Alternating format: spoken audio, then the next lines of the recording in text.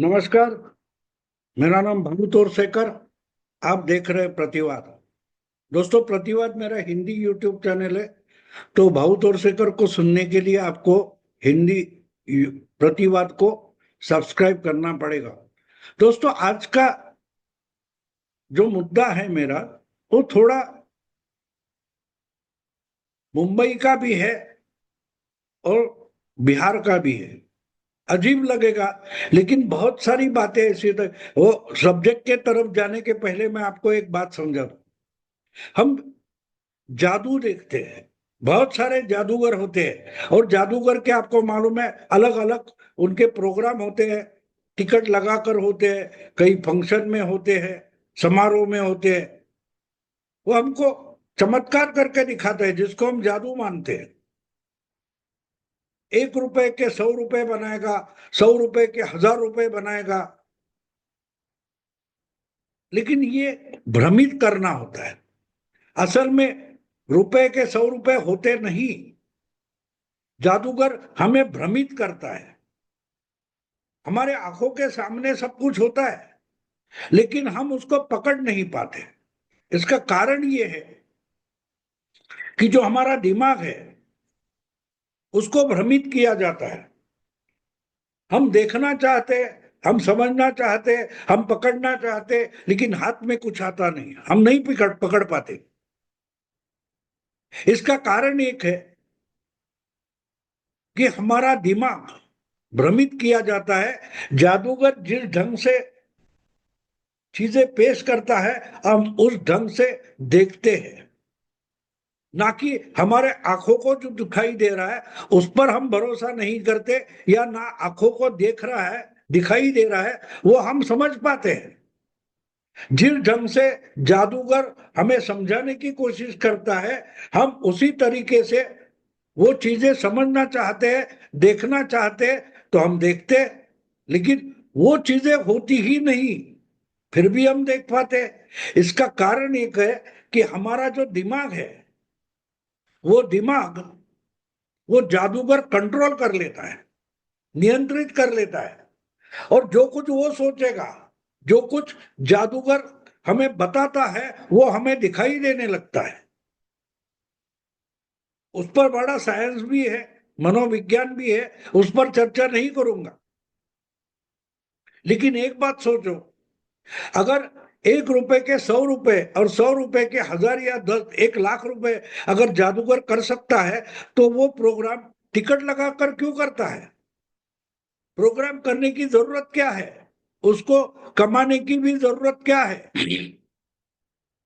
वो जादूगर अपने घर बैठे बैठे 1 रुपए का 1 लाख रुपया बना सकता है। ना प्रोग्राम करने की जरूरत है, ना टिकट लगाने की जरूरत है, ना उसकी एडवर्टाइज करने की जरूरत है। क्योंकि टिकट का पैसा असली होता है, और जादू एक भ्रम होता है। वो दिखता है और कुछ देर में कुछ भी नहीं होता। तो इसलिए एक बात होती है कि जादू जितनी भ्रमित करने वाली बात है, राजनीति बिल्कुल वैसे ही भ्रमित करने वाली चीज होती है। देखो, हम दिखावे में आते हैं, हम जाल में फंस जाते हैं। अब एक बात बता दूं कि हर कोई बड़ी बड़ी चीजें बेचता है, दुकान होता है, बाजार होता है, तो 200 रुपया बचाइए, 200 रुपया बचाइए, लेकिन ये नहीं बोलता कि 200 रुपये बचेंगे कैसे। तो वो बोलता है कि 2000 की चीज है, मैं 1800 में बेच रहा हूं, तो आपके 200 रुपये बच जाएंगे।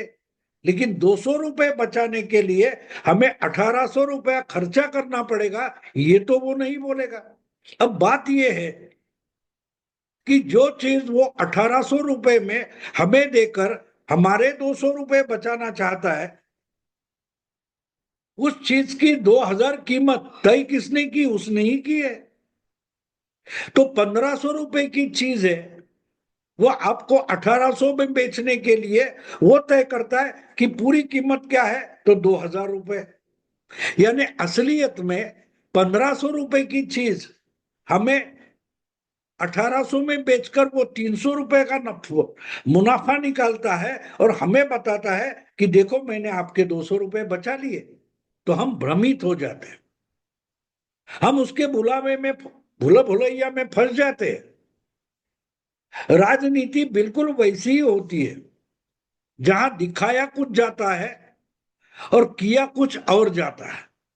अब जो किया जा रहा है, जो हो रहा है, उस पर से आपका ध्यान भटकाने के लिए एक जादू करनी पड़ती है, एक भूल भुलैया पैदा करना पड़ता है। उस भूल भुलैया को ही राजनीति बोलते हैं। और बहुत सारे हमको लगता है कि अरे ये क्या हो रहा है, एक एक इंसान होता है, हमको लगता है कि इसका नुकसान हो रहा है, लेकिन फिर भी ये क्यों कर रहा है। तो यहां हमें राजनीति समझना जरूरी होती है। ये सब मैंने आपको इसलिए समझाया कि पिछले कुछ दिनों से महाराष्ट्र में और पर्टिकुलरली मुंबई में हिंदी भाषा स्कूलों में सख्ती से इम्पोज करके जबरदस्ती से सिखाने का एक मामला बहुत गरमाया। आखिर में महाराष्ट्र की सरकार ने, देवेंद्र फडणवीस की सरकार ने वो जीआर वापस लिया और मामला मानो ठंडा हो गया। उस पर जिन्होंने आंदोलन छेड़ने की बात की थी, मोर्चा निकालने की बात की थी, वो ठाकरे बंधु भी चुपचाप हो गए, उन्होंने मोर्चा कैंसिल किया। एक बड़ा मेला हो गया उनका, विजयी रैली हो गई। लेकिन एक सवाल मुझे पूछना है कि इसके बारे में जितनी खबरें सामने आई, तो उसमें से जब मामला गरमाया तब महाराष्ट्र के मुख्यमंत्री देवाभाऊ फडणवीस ने एक बड़ा खुलासा किया। और खुलासा क्या था, ये त्रिभाषा सूत्री का जो डिसीजन था, वो 3 साल पहले जब उद्धव ठाकरे मुख्यमंत्री थे तब लिया गया था। इसके लिए एक माशेलकर कमेटी अपॉइंट की गई थी। उसका अहवाल उद्धव ठाकरे मुख्यमंत्री थे उस वक्त उनके सामने आ गया और उन्होंने वो मंजूर किया। तो हिंदी भाषा पहली कक्षा से पढ़ाना, ये निर्णय तो उद्धव ठाकरे मुख्यमंत्री थे तब हो गया था, ना कि एकनाथ शिंदे या देवेंद्र फडणवीस मुख्यमंत्री होने के बाद हुआ। तो आज उद्धव ठाकरे क्यों चिल्ला रहे, ये खुलासा देवेंद्र फडणवीस ने किया। तो जो गुब्बारा उद्धव ठाकरे ने पैदा किया था वो देवेंद्र फडणवीस ने फोड़ दिया। लेकिन सवाल ये है कि अगर 3 साल पहले उद्धव ठाकरे मुख्यमंत्री थे, उस वक्त ये निर्णय हो गया था, तो उसका अमल 3 साल में क्यों नहीं हुआ था। ये अचानक से उसका इम्पोज करना, सख्ती करना, ये मामला 225 में क्यों आया। 222 30 जून को 29 जून को उद्धव ठाकरे की मुख्यमंत्री पद की कुर्सी गई थी। तो 3 साल अगर ये मामला निर्णय होके भी अमल में नहीं आ रहा था, तो 225 में क्यों आ गया, ये सबसे बड़ा सवाल है। लेकिन चर्चा तो उस पर नहीं होती। उद्धव ठाकरे चिल्ला रहे थे और देवेंद्र फडणवीस ने उनका गुब्बारा फोड़ दिया, गौप्य स्फोट कर दिया, खुलासा कर दिया। तो किसी पत्रकार ने देवेंद्र फडणवीस से भी यह सवाल नहीं पूछा कि भाई अगर उद्धव ठाकरे के जमाने में यह निर्णय हुआ था तो उसका इम्प्लीमेंटेशन 3 साल क्यों नहीं हो रहा था। ये खुलासा जो आज देवेंद्र फडणवीस कर रहे हैं, वो उन्होंने 2 साल पहले, 1.5 साल पहले क्यों नहीं किया था, ना एकनाथ शिंदे ने किया था। ना उसका इम्प्लीमेंटेशन, ना उसका अमल 3 साल पहले हुआ, 2 साल पहले हुआ, 1.5 साल पहले हुआ। अचानक से ये मामला 2025 में क्यों आ गया, ये सवाल कोई नहीं पूछ रहा है। अजीब बात है।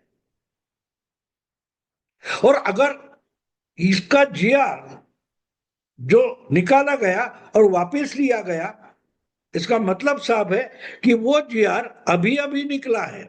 और ये तो रूटीन होता है, गवर्नमेंट यानी सरकार एक निर्णय लेती है, मंत्रिमंडल एक निर्णय लेता है, पॉलिसी तय करता है, उसके बाद जो ब्यूरोक्रेसी है, नौकरशाही है, व्यवस्था जो है वो व्यवस्था प्रशासन उस पर जीआर निकालकर काम शुरू कर देती है।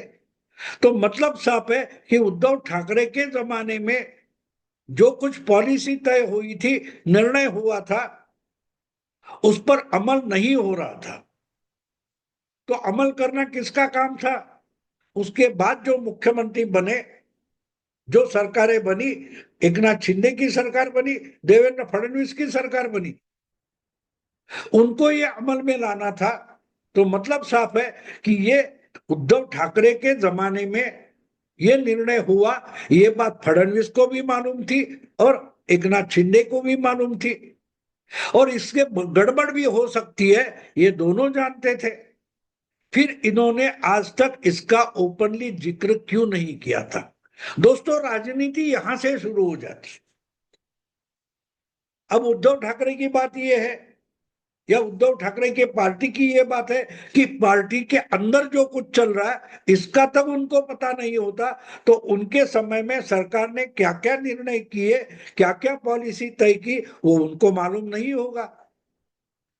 लेकिन जितने होशियार और चालाक फडणवीस और शिंदे हैं, उनको तो पक्का मालूम था कि ये निर्णय तो उन्होंने किया है, लेकिन इसका अमल करने से बड़ा बवाल खड़ा हो सकता है। तो बवाल खड़ा करो और उसके बाद उद्धव ठाकरे का गुब्बारा तोड़ दो।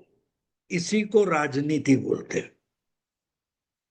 सवाल यह है कि आज अगर जीआर निकालने के बाद जीआर वापस लिया जाता है तो जीआर निकाला ही क्यों? तो साफ साफ बात है, उद्धव ठाकरे को मुंह की खानी पड़े, इसीलिए ये जीआर निकाला गया फडणवीस के जमाने में, जिसका निर्णय उद्धव ठाकरे के जमाने में हुआ था, और इसी को राजनीति बोलते हैं। अब बात यह है कि अगर आपने जीआर निकाला जो उद्धव ठाकरे के जमाने में नहीं निकला था, तो आज जीआर निकालने की भी जरूरत क्या थी? अगर पीछे लेना है, वापस लेना है, तो राजनीति यही से शुरू होती है। हमने देखा है जहां तेंदुआ होता है, शेर गांव में चला आता है और जानवरों को मारता है, इंसानों को मारता है, तो उसको पकड़ने के लिए एक पिंजड़ा लगाया जाता है, ट्रैप लगाया जाता है। उसमें दो हिस्से होते हैं, एक हिस्से में बकरी रखी जाती है और दूसरा हिस्सा खुला रखा जाता है, उसका दरवाजा खुला होता है, और कहीं से भी बकरी के पास पहुंचने के लिए तेंदुआ या शेर जब पिंजरे के अंदर चला जाता है तो दरवाजा बंद होता है, लेकिन वो बकरी तक नहीं पहुंच सकता, क्योंकि बकरी तो अलग हिस्से में होती है, लेकिन तेंदुआ तो पकड़ा जाता है।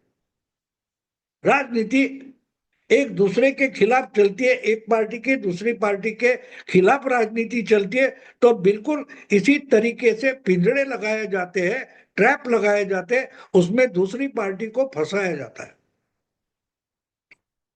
अब देखिए कि बहुत सारे लोगों को लोग ऐसे सोचते हैं कि ये सब मामला मुंबई म्युनिसिपल कॉरपोरेशन के चुनाव के लिए हुआ है, क्योंकि मुंबई में और मुंबई और थाना रीजन, जिसको एमएमआर रीजन बोला जाता है, वहां बहुत सारे अमराठी लोग हैं, हिंदी भाषिक लोग हैं।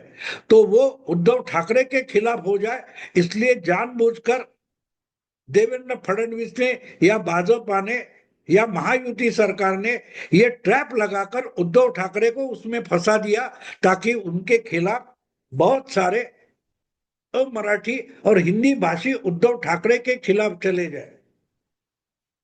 एक बात तो साफ है, पिछले कुछ सालों में, यानी शिवसेना से अलग होकर अपनी पार्टी बनाने वाले राज ठाकरे, इन्होंने तो खुले आम हिंदी भाषियों से पंगा लिया है। उत्तर भारतीय हो, उत्तर प्रदेशी, बिहारी, इनको सेंट्रल गवर्नमेंट की सर्विस की परीक्षा में पीट पीट कर भगाया था, इसलिए उद्धव ठाकरे बदनाम हुए।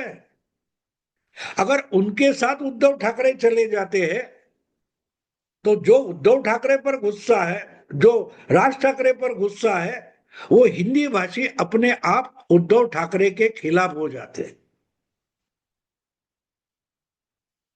तो हिंदी शक्ति का जीआर निकालकर देवेंद्र फडणवीस ने ऐसा गेम खेला कि ऊपरी ऊपर हमें लगेगा कि ये तो बीएमसी के लिए हिंदी भाषी या अमराठी लोगों को उद्धव ठाकरे के खिलाफ खड़ा करने के लिए खेला गया दाव है, लेकिन सिर्फ इतना ही नहीं है, इतना ही नहीं है।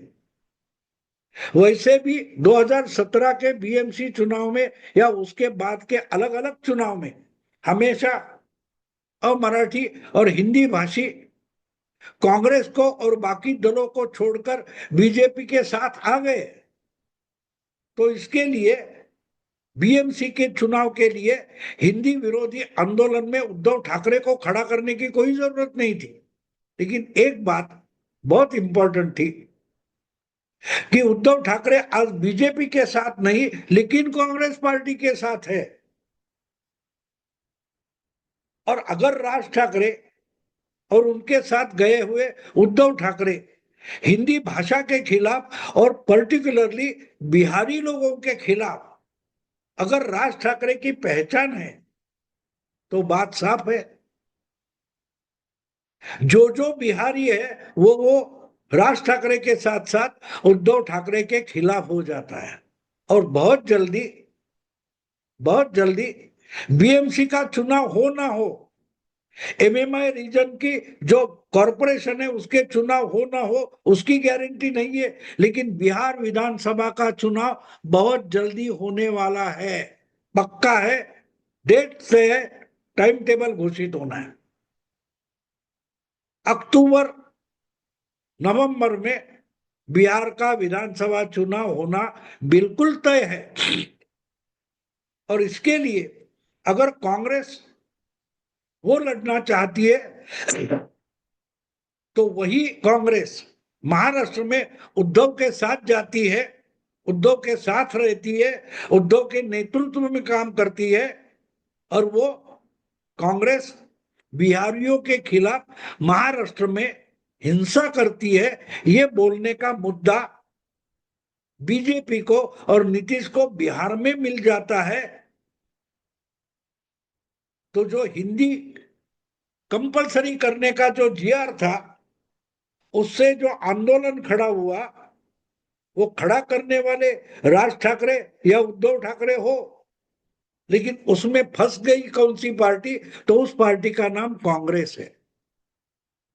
एक तो मुंबई और एमएमआर रीजन में कांग्रेस ऐसे बिहारी उत्तर भारतीय वोट गवा बैठी है पहले से ही, लेकिन आने वाले बिहार के चुनाव में कांग्रेस को बार बार बिहार में बोलना पड़ेगा कि हम उद्धव के साथ नहीं है, हम उबाठा शिवसेना के साथ नहीं है। महाराष्ट्र में जो बिहारियों के खिलाफ आंदोलन छिड़ जाता है, हिंसा होती है, उसमें हम उद्धव के साथ नहीं है, हम उद्धव के इस पॉलिसी के खिलाफ है, हम उद्धव ठाकरे के खिलाफ है। ये खुलासा बिहार के विधानसभा चुनाव में देने की लाचारी कांग्रेस को करनी पड़ेगी।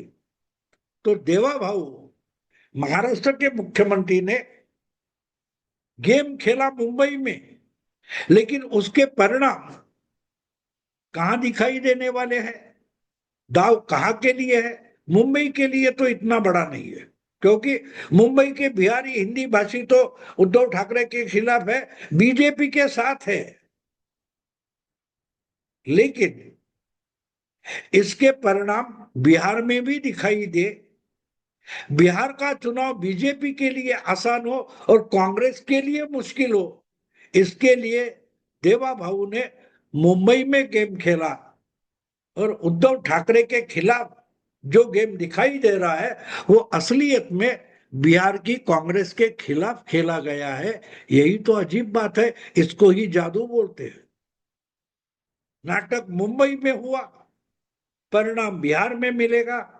दोस्तों, अगर ये जादू समझो तो समझ लो, बिहार के नतीजे आएंगे तब पता चलेगा कि जादू कहां और कैसे हो गया। दोस्तों, अभी यही रुकता हूं। वीडियो पसंद आए तो लाइक कीजिए, शेयर कीजिए। और प्रतिवाद को सब्सक्राइब कीजिए। नमस्कार।